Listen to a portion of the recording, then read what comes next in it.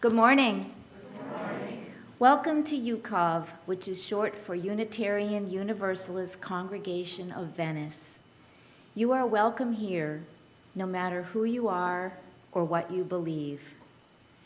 If you'd like to learn more about UCOV and all the opportunities it offers for learning, growth, and connection, please visit our website at uucov.org or visit our Facebook page.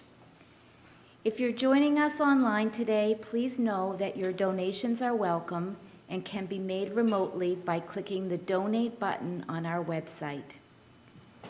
We hope you'll find something in today's service that speaks to you or nurtures you. We're very glad that you've chosen to join us. If you're a first-time visitor with us today, we would love to meet you. Anyone here for the first time? Yes, Nancy. Will you stand up and tell us your name and where you're from? Hello, I'm Nancy. I am from Des Moines. Before that, I was from the Wisconsin area. So I'm glad to be here for the first time. Welcome. Welcome, Nancy. This is typically the time in the service where we're used to collecting the offering, but today it's going to be collected a bit later, so I thought I'd let you know so you didn't think something was amiss.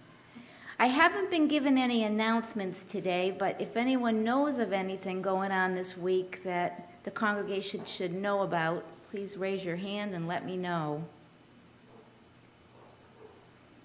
Okay. Lisa will now play the prelude.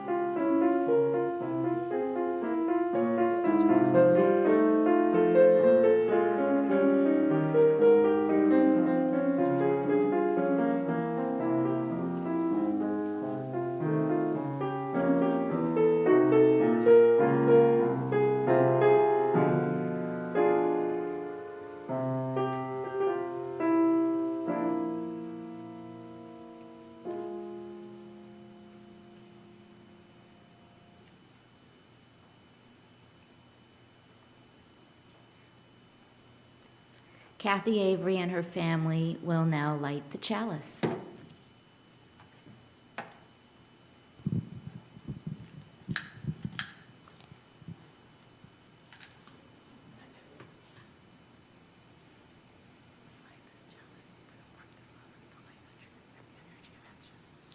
We light this chalice for the warmth of love, light of truth, and the energy of action.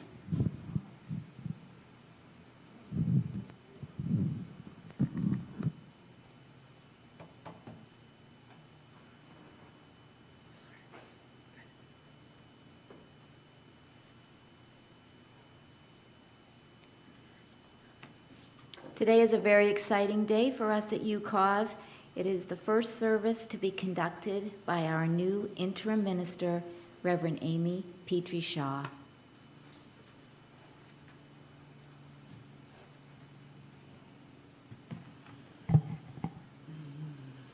Well, good morning, everyone. Good morning. I am Reverend Amy Petrie Shaw. My pronouns are they or she, and we're gathered here today on land that's the traditional territory of the indigenous Calusa people. And I am so glad to be here. We're going to start this morning with some words from Ella Boyer, who muses about what it means to come together when we are so different. Boyer writes, as we create and share sacred spaces together, let us reflect upon what brings us here.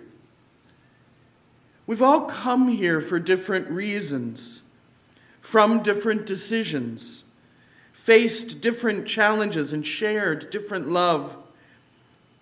And yet all of our differences have led us to this space, right here, right now.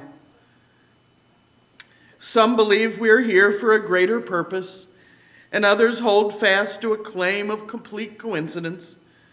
Others still lie somewhere in between. There are so many differences and barriers between each individual.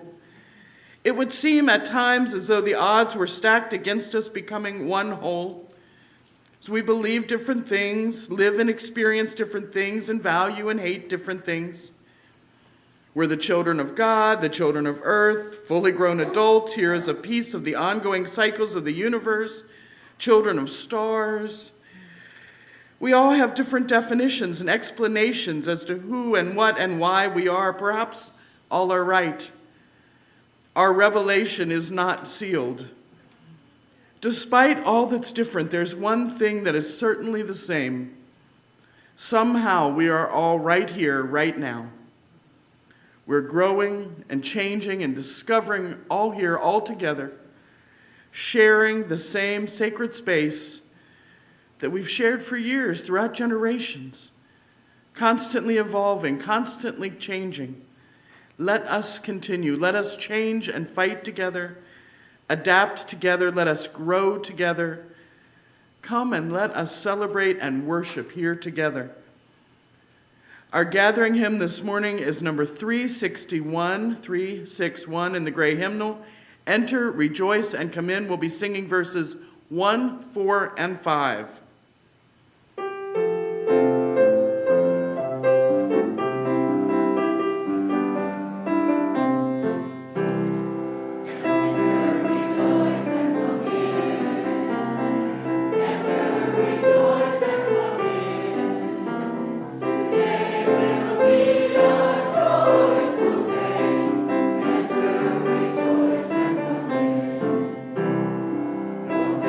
Afraid of some change.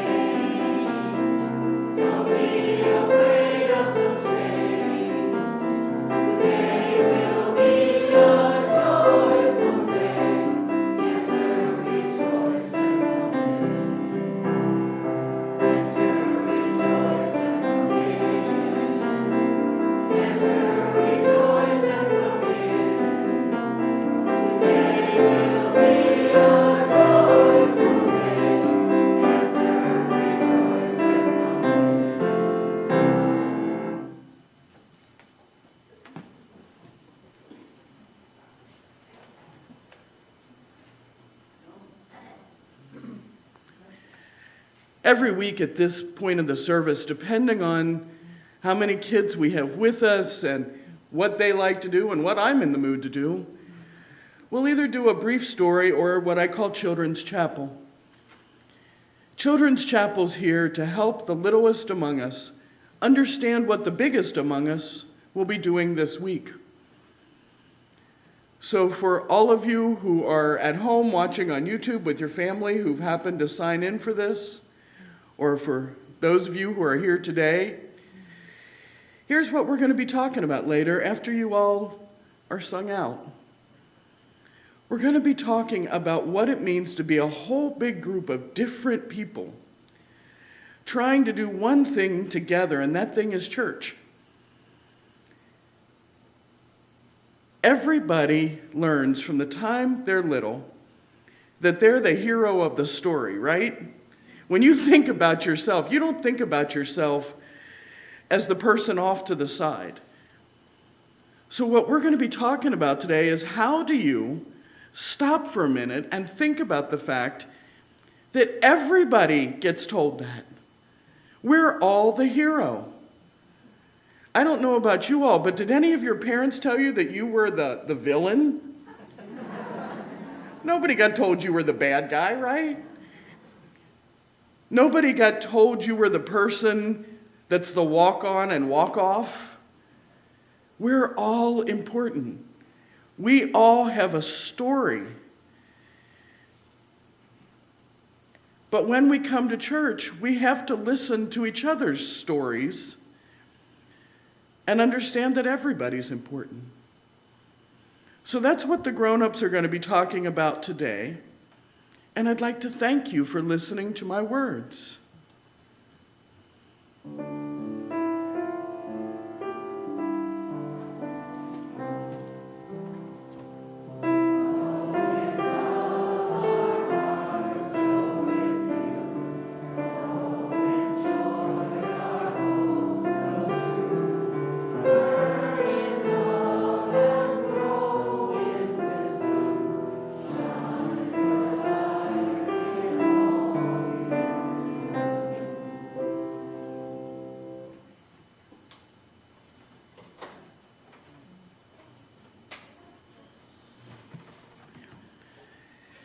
Giving's a sacred practice, and when you give to your church, you also receive. Our offering words today are offered with levity because giving should be joyful, not painful. Money isn't everything. Often it only leads to suffering. It can buy a house but not a home, a bed but not sleep. It can buy a clock but not time, a book but not knowledge. It can buy you a position but not respect. It can buy you medicine, but not health, blood, but not life, sex, but not love. So you see, money isn't everything. I tell you this because I'm your friend. And as your friend, I want to take away your pain and suffering. So please, give all of your money to the church and let us suffer for you.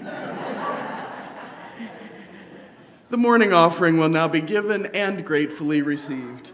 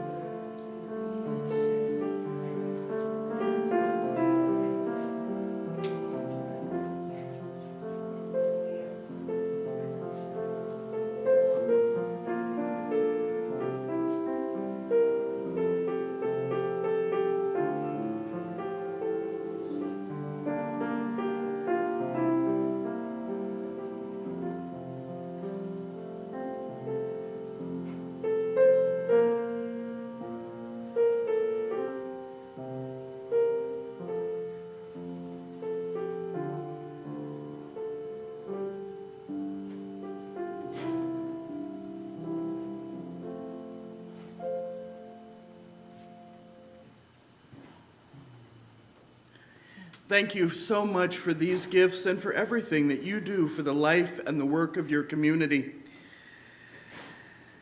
A church is not a building, but a community. As a community of human hands and human hearts, we come together to share our laughter and our tears, and to bear witness and to minister to one another as we struggle with life's sorrows and celebrate life's joys. We're entering into a time of sharing our celebrations and our sorrows, and you can raise a hand and someone will bring you a microphone. Please share information only with permission and speak briefly so that everyone who needs to can share. Does anyone have a joy or sorrow they would like to share?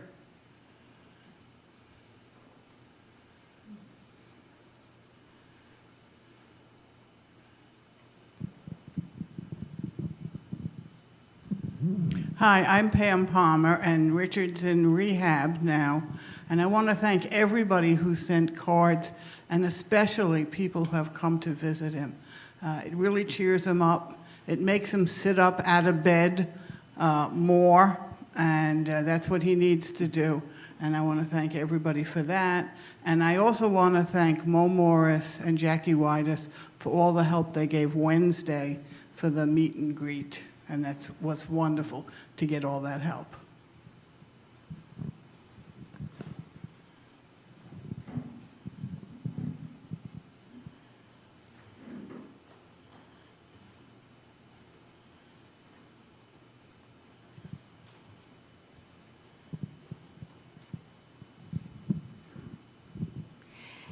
This could have been a sorrow, but it's turning into a joy.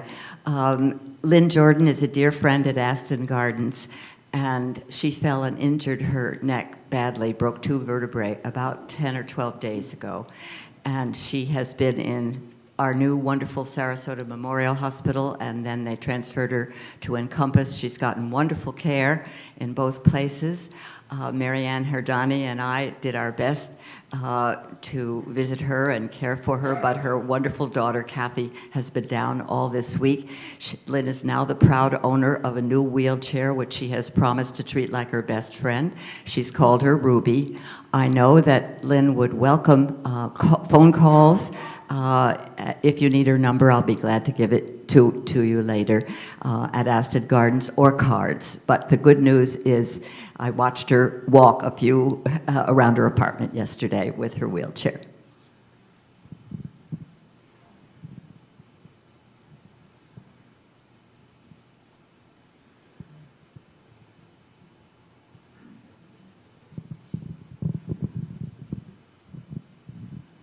This is probably old news for a lot of people, but I have moved from Englewood and I'm in Aston Gardens, and I've been there for a month now, and people ask me how I like it. I cannot answer that question, but I will say for someone who is 97 and has no place to go except in a house with a lot of woods and a place where they're boarding bears from the circus, I think I'm probably better off in Aston Gardens. So anyway.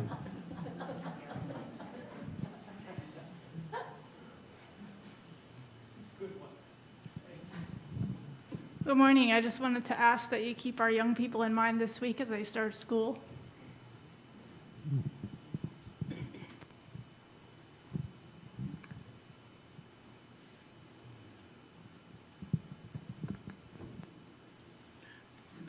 May the love of this community hold all that need our love and concern this week.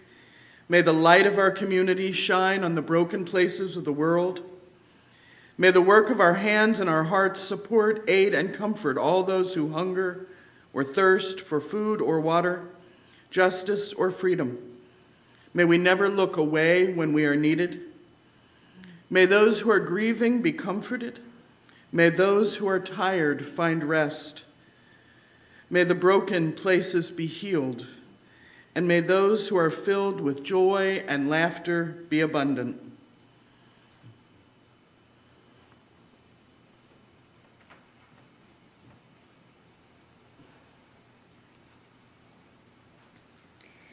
Today's first reading is from Life's Stories by Julia Beck. In Paul Murray's novel, Skippy Dies, there's a point where the main character, Howard, has an existential crisis.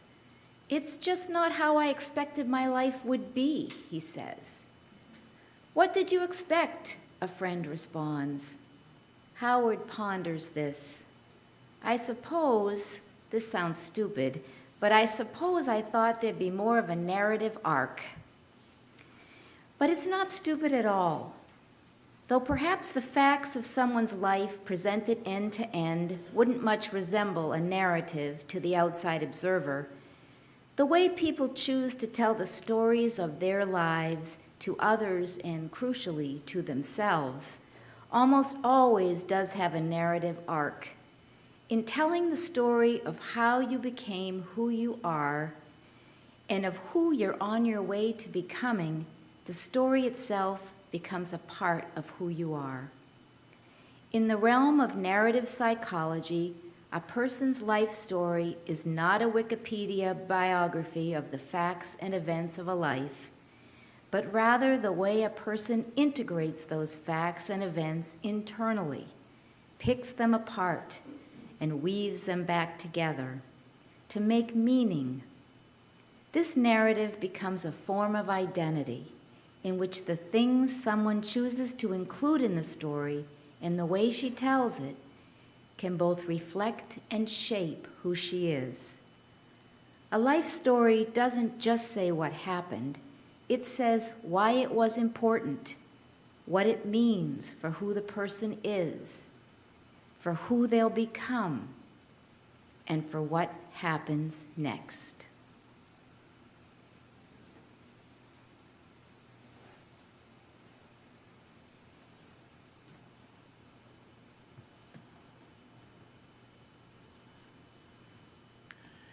Please join me in 1 minute of silent meditation, thought, or prayer.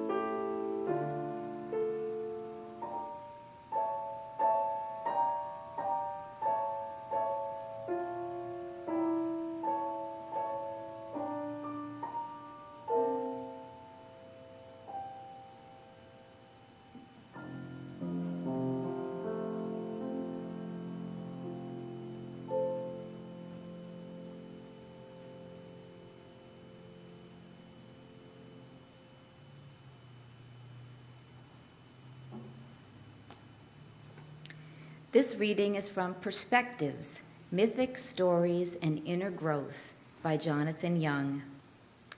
In The Wizard of Oz, one of the mentors is Glinda, the Good Witch of the North. As she helps Dorothy learn from the mysteries of the Yellow Brick Road, everyone following the adventure also receives the lessons. We all get to be Dorothy while we are in the story.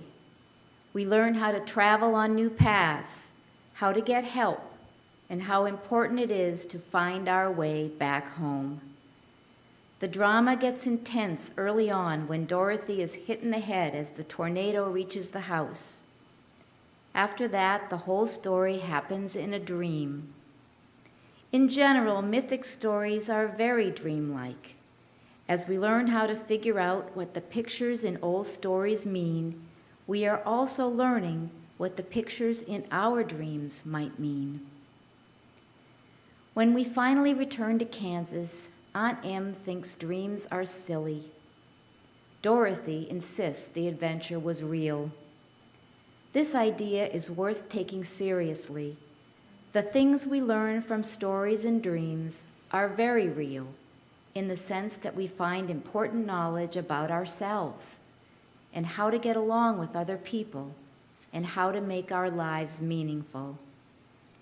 In this way, mythic stories provide mentoring, just like real-life elders. They pass on ideas and advice that will help us on the road ahead. Some of the most valuable learning comes from stories. Our choice of stories says a lot about us. We get to choose the teachers we find in stories. Wise elders from long ago can show us secrets that have been overlooked. Reading ancient tales is a form of time travel. You take a voyage in the imagination to another place. When you spend time with Merlin, you visit early Britain for a while. You see what life is like in the time of knights and noble ladies. When you return, you hold an invisible key that will help you understand how life works. Mythologist Joseph Campbell called the familiar story type the hero's journey. The structure of such mythic adventures involves leaving home, going on risky travels that are full of obstacles that we learn from, and finally returning, changed forever.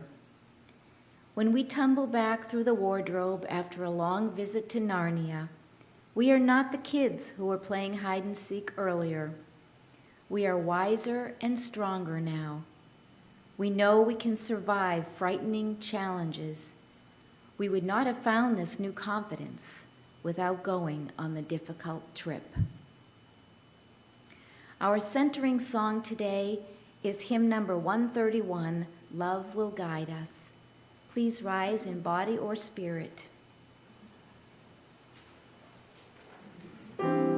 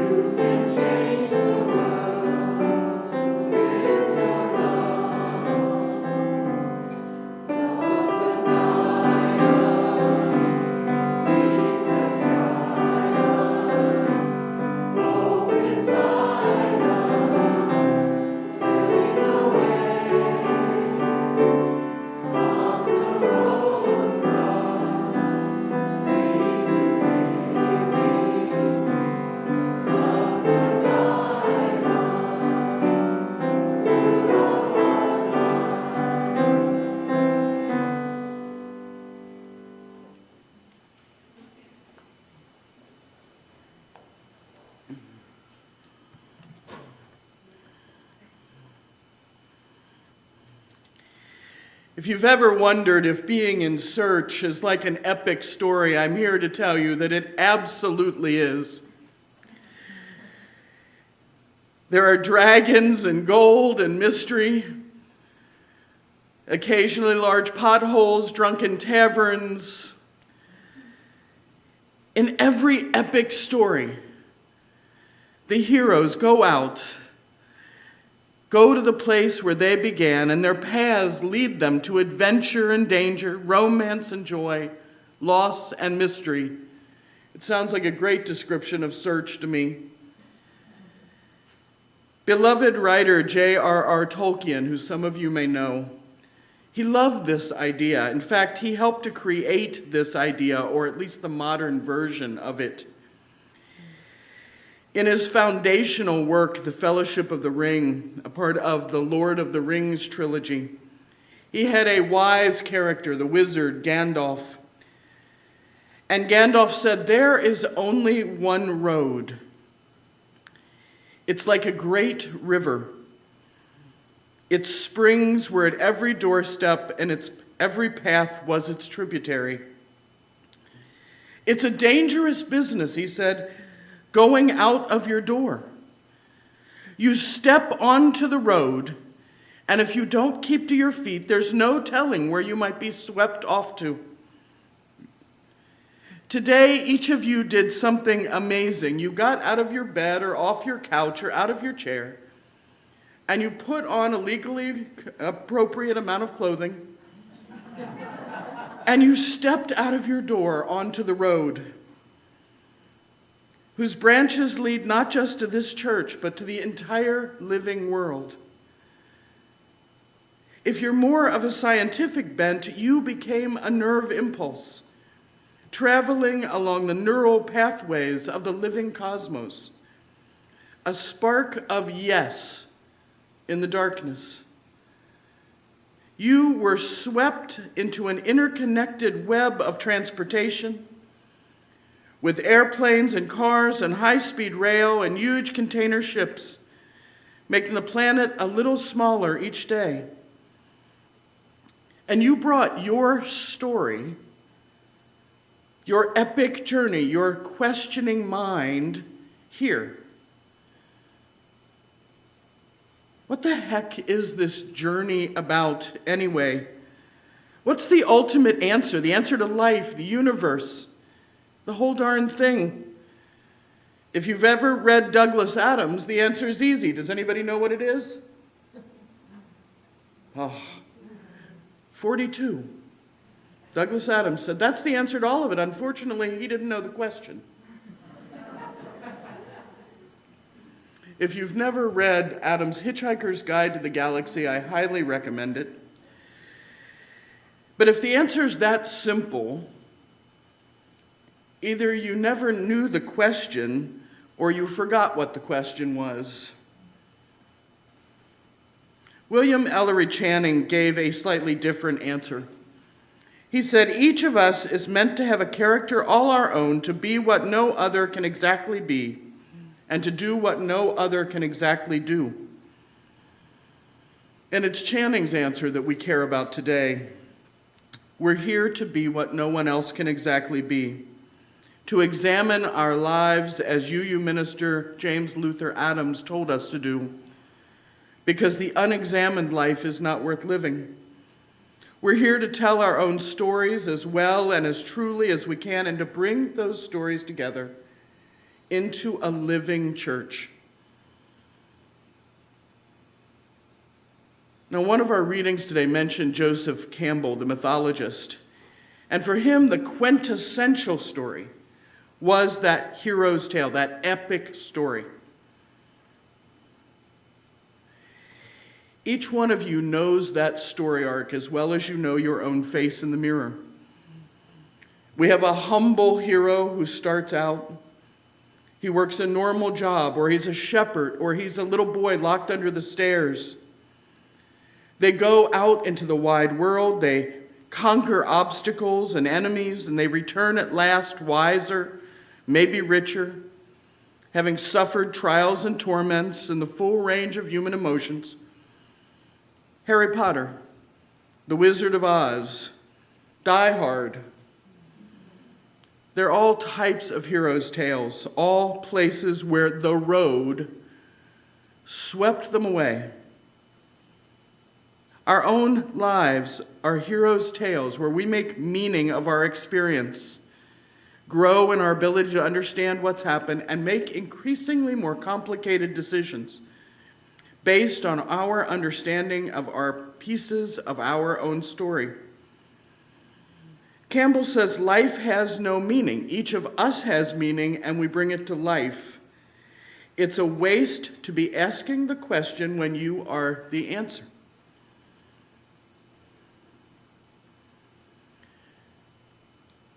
So if we're the answer individually, then it all boils down to the choices that we make. And we're going to be making a lot of choices over the next 2 years. We're going to be talking a lot about who you are, what you want, where you want to go. It's about the lens that we use to see the world. For the next 2 years, we're going to be choosing your lens. You are going to choose how you see the world. And we're going to journey along the road together, making meaning and asking questions. Sometimes we're going to screw it up. Sometimes I'm going to screw it up, and sometimes you are. Sometimes we all are. And sometimes we're going to get it perfectly right. Sometimes we won't believe how smart we all are. And the journey will go on either way.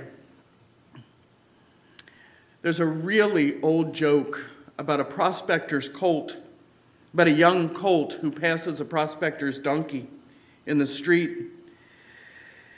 And the donkey is standing there fully loaded with mining supplies from this gold prospector.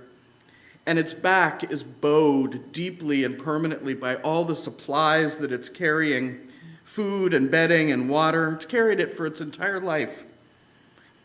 And this young colt whistles and says, "Wow, how in the world do you do that? I could never carry that kind of weight." And the old donkey says, "What's weight?" It's been his entire life. He doesn't even understand what he carries. The problem with our lenses is that the biggest and most important realities are often the hardest for us to see and to talk about. We learn to not only ignore the elephants in the room, but to wallpaper over them and call them decor. But here in our churches, part of what we're here to do is to make choices about our lenses. We learn not how to think, but how to decide what we want to think about. It seems obvious. We have complete freedom, of course, in choosing what we think about, but think just for a minute about that donkey, about that weight. Sometimes you can't even see what's been there all along. Another simple story. 2 guys are sitting in a bar after a terrible flood. One's an atheist, the other one devoutly religious, and they're arguing about whether there's a God. They almost come to blows when the atheist says, "Look, I'm not being a jerk. I have a serious reason for not believing in God, and they just got confirmed during the flood." "Okay," says the religious guy, "tell me about your reasons." "Look," the atheist says, "during the flood, I got trapped in my house on the roof. And there I was, screaming, calling out for help. Nobody came. And finally I said, you know what? I don't want to drown. Okay, if there's a God, help. I'm praying. I'm not sure if I'm doing it right, but get me out of here." And the religious man looked around totally confused, and he said, "Well, you're here. Doesn't that prove there's a God? That God must have helped you, right?" "No way," said the atheist. 5 minutes after I finished all that silly prayer stuff, a rescue team showed up with a boat and a helicopter. They fixed me right up.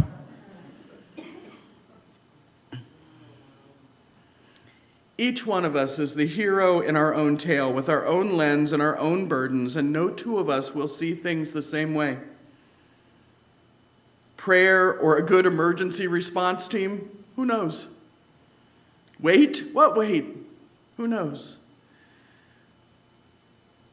As you use, we're quick to point out there are many paths to the same places or different places, and that what is most important is our respect for each person's lived experience and diversity.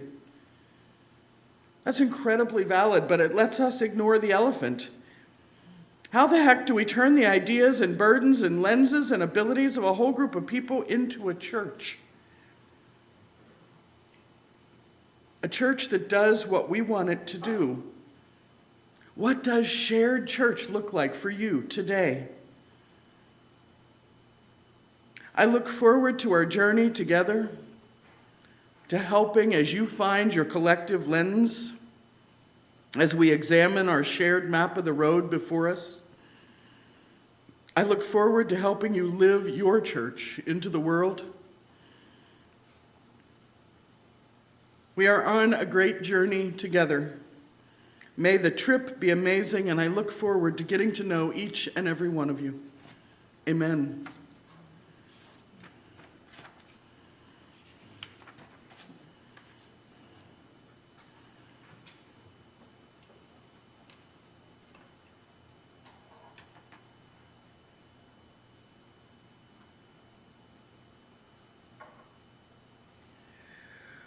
We extinguish this chalice and know that together our stories will carry light into the world. Our final song today is number 1028 in the Teal hymnal, Fire of Commitment. Face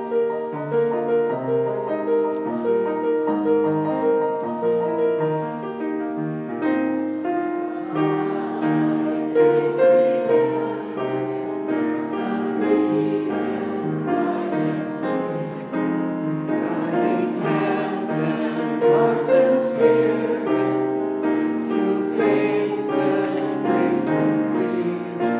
and I